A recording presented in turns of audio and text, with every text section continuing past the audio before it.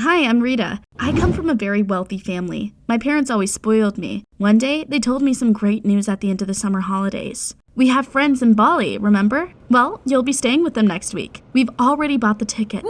Hooray! I was going to Bali. Can Andy come too? Andy was my boyfriend. I really wanted to go on a trip with him. At first, my parents hesitated, but I managed to convince them. That evening, I met with my best friend Courtney and told her the news. Awesome, right? Andy and I haven't traveled together yet. Courtney smiled sadly. Congratulations! I haven't traveled at all. I felt awkward. Courtney's family got by, but they were always short of money. I looked at my friend and suddenly got an idea. Why don't you come with us? Are you kidding? I don't even have enough money for the tickets. I have some personal savings, so I'll pay for you. I don't know, that's kind of awkward. Come on, let's have some fun. Courtney agreed, and a couple of days later, the three of us boarded a plane. Upon arrival, we were met by my mother's friend. Call me Jeedy. Her house turned out to be stunning and cozy. Courtney and I shared a room, while Andy stayed in the room of Jeedy's daughter. She was away at the time. We packed up and went to the beach. I'd always felt insecure because of my skinny figure and wore one-piece swimsuits. Compared to me, Courtney was a real beauty. I admired and even envied her a little. It was little wonder all the guys on the beach kept staring at her. Well, what mattered was that Andy loved me as I was. The next morning began with trouble. My skin hurt terribly. I looked in the mirror and was horrified. I was red as a lobster. Wow, Rita, what a tan. We were planning to go on a boat trip, damn it. You should avoid the sun and stay at home today. Then I'm staying too. We'll stay with Rita. Nonsense, I don't want you to miss anything because of me. They hesitated, but eventually agreed. I spent the day suffering at home. Jeedy gave me some local lotions for my skin. Andy and Courtney came back in the evening. They looked so happy. At dinner, they kept chatting about the boat trip. It was so cool. Right, Courtney? Of course, those views and swimming in the open sea. I felt like a third wheel and was beginning to regret letting them go without me. The next day, we went to the beach again. While I was sitting under the umbrella, Andy and Courtney were having fun. My friend liked extreme sports. She skated professionally and even took part in competitions. So she quickly got the hang of surfing as well. Andy liked outdoor activities too. Wow, you're so good at it. I was so frustrated. I regretted inviting Courtney on the trip. As we walked home, the mood sucked. Has something happened? It's fine.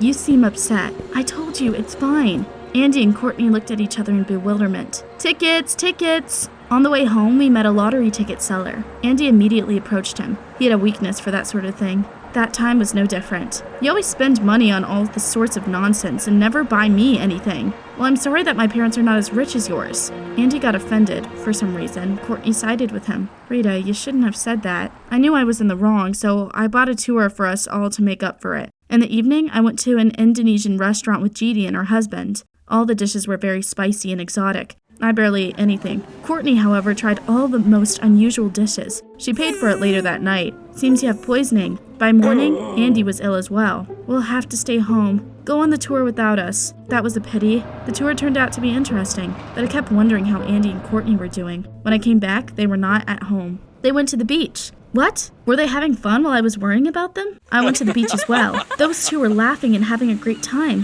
Having fun? I thought you were sick. We were, but we got better in the evening and decided to come here. What's wrong with that? I knew he was right, but I couldn't help myself. I was jealous. Some guy suddenly came up to us. I've seen you surf. You're so good at it. A contest for couples is taking place on the beach tomorrow. Do you want to participate? Hell yeah, that would be awesome. So they were going to have fun together again. And I was the third wheel. I lost it. Andy, you're not going to participate. Rita, why are you saying that? Why shouldn't Andy participate if he wants to? I paid for your tickets here, so keep quiet. Courtney froze up.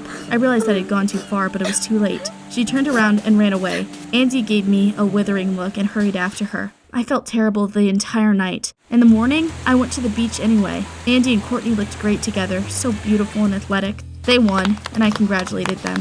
Things got better right away. In the evening, I had an idea. Andy and I hadn't gone on a single date during that trip. I wanted to change that. I came to a beautiful cafe, booked a table, and asked the waiter to create a romantic atmosphere. It was supposed to be great, but Andy looked sad and thoughtful and kept avoiding my eyes the whole evening. What's wrong with you? I don't want to lie, so I'll tell you how it is. I don't feel anything for you anymore. I like Courtney. I even pretended to be sick to spend time with her. What I'm saying is, I want to break up. I couldn't believe what I was hearing. I just froze and stared at him in silence. I thought he was going to laugh and say he was joking, but that didn't happen.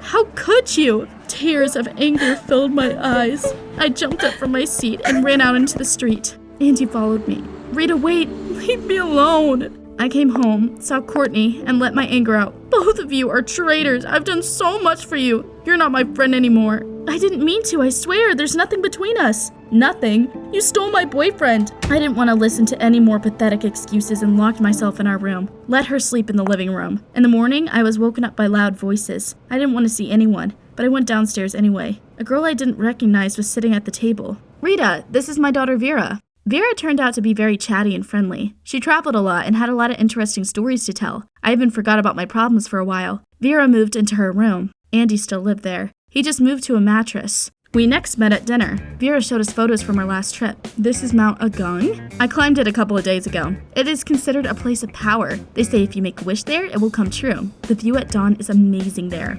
Wow, I wish I could climb it too. That's not a problem. You just need to pay the instructor. Courtney immediately got upset and looked at me guiltily. She probably remembered who had paid for our trip. I smirked. However, to be honest, the view from the mountain impressed me as well.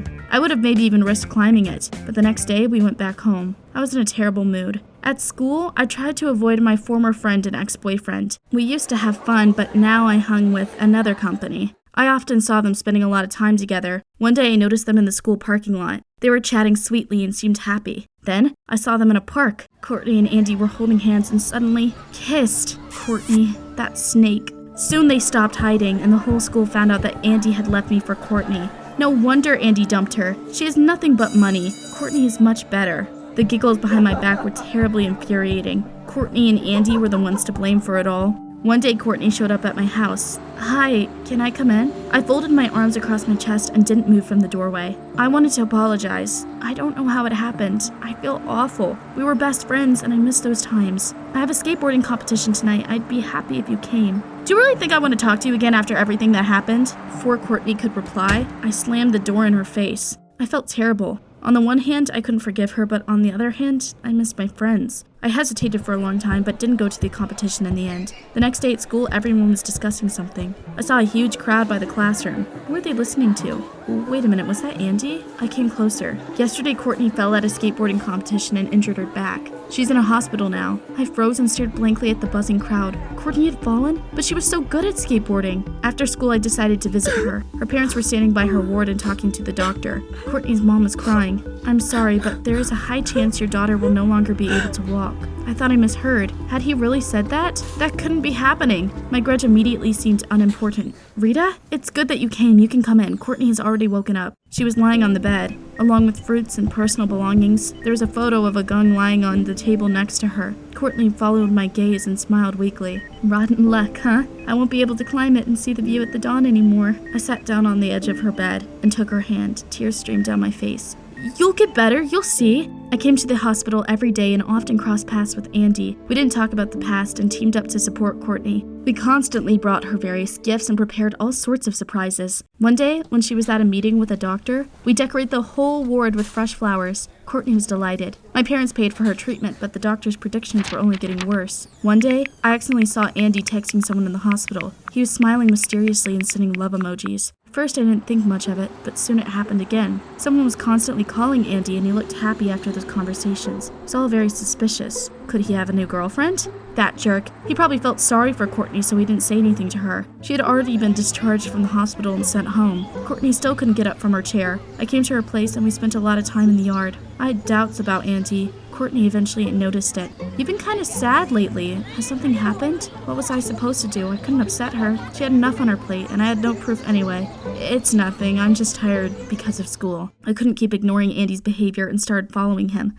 I watched him at school, waited for him to come home, and even spied on him in the city. Still, he did not meet anyone except his friends. I was confused. Soon, I decided to talk to him. I went to Andy's house, and when I came up to the porch, I accidentally saw him through the window. He was sitting in front of his laptop and video chatting with Vera. She was blowing him kisses. I couldn't believe my eyes. First, Andy had betrayed me, and now Courtney? I rang the doorbell angrily, and when he opened the door, I pounced on him. I know everything about you and Vera. You are such a scumbag. I'm going to go to Courtney right now and tell her that you're cheating on her. I was about to leave, but Andy grabbed my arm. You got it all wrong, let me explain. I didn't want to listen to him, but he wouldn't let me go, so I had no choice but to stay. I want to fulfill Courtney's dream. Remember that day I bought a lottery ticket in Bali? I won quite some money. I contacted Vera and asked her to talk to the helicopter pilot there. They are now preparing everything to bring Courtney to Mount Agung. I want enough money to pay for the flight. That was just the way Vera communicates. You know what she's like. Of course. Why hadn't I thought of that? From that day on, I joined them. I asked Courtney's parents for permission to go through with our plan. Of course, we don't mind. Thank you for everything you and Andy are doing for our daughter. So we bought tickets, and a few days later, we were back in Bali.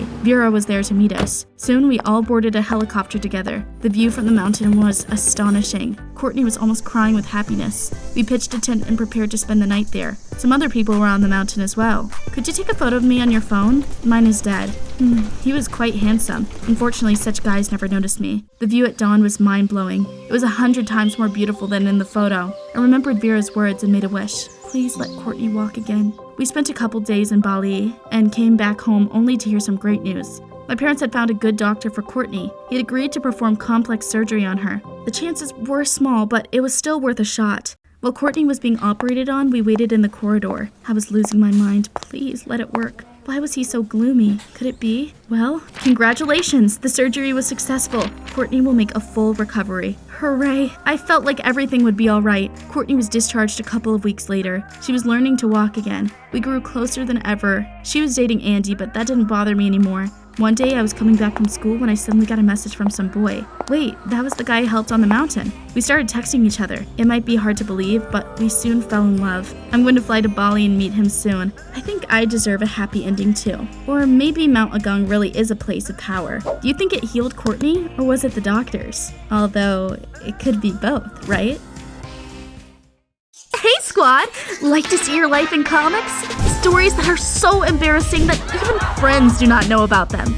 Don't say you don't have such ones. They belong on the Anon Please channel. Check it out! Click here!